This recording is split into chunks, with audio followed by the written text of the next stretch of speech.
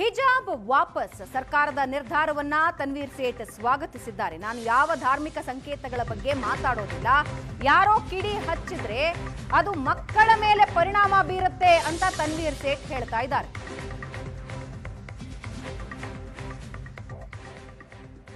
ವಿಚಾರದಲ್ಲಿ ವಿನಾಕಾರಣ ಶಿಕ್ಷಣ ಪಡೆಯುವಂತಹ ವಿದ್ಯಾರ್ಥಿಗಳಲ್ಲಿ ಗೊಂದಲ ಸೃಷ್ಟಿ ಮಾಡೋದು ಸರಿಯಲ್ಲ.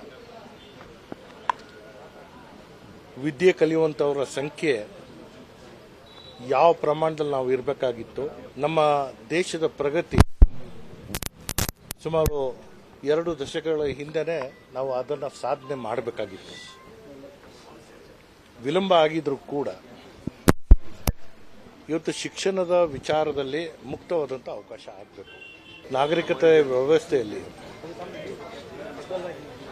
ನಾವು ಏನು ಹಾಕ್ಕೋಬೇಕು ಏನು ಹಾಕ್ಕೋಬಾರ್ದು ಅನ್ನೋದು ಹೇಳೋದಲ್ಲ, ಸಭ್ಯತೆಯಿಂದ ನಡ್ಕೊಳ್ಳಿ ಅಂತ ಹೇಳುವಂಥದ್ದು ಅಷ್ಟೇ ನಾವು ಹೇಳಬೇಕಾಗಿರುವಂಥದ್ದು. ಸೊ ಆ ಕಾರಣದಿಂದ ಇದಕ್ಕೆ ಬಿಜೆಪಿಯವರು ತಕರಾರು ಎತ್ತಿದ್ದಾರೆ, ಕಾಂಗ್ರೆಸ್ ಅವರು ಮಾಡಿದ್ದಾರೆ. ಈ ಯಾವುದೇ ವಿಚಾರಕ್ಕೆ ನಾನು ತಲೆ ಹಾಕಲ್ಲ. ನಡೀತಾ ಇರುವಂಥ ವ್ಯವಸ್ಥೆನ ಯಾರು ಹಂಗೆ ವಿನಾಕಾರಣ ಇದರಲ್ಲಿ ಮಧ್ಯಪ್ರವೇಶ ಮಾಡುವಂಥದ್ದಲ್ಲ.